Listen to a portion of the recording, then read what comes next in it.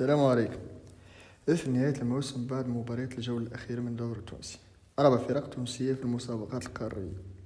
لمزيد تفاصيل تفرجوا على الفيديو للآخر.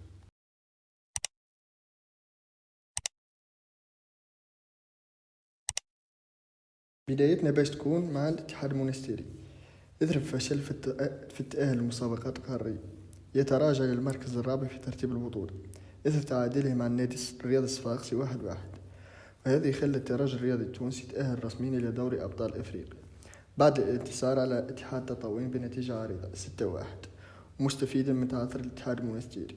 وبدوره تأهل النادي الإفريقي لمسابقة كأس الكونفدرالية الإفريقية، وذلك إثر فوزه على الاتحاد بن قردان 2-1 في آخر الدقائق، مستفيدا من تعادل الاتحاد المونستيري.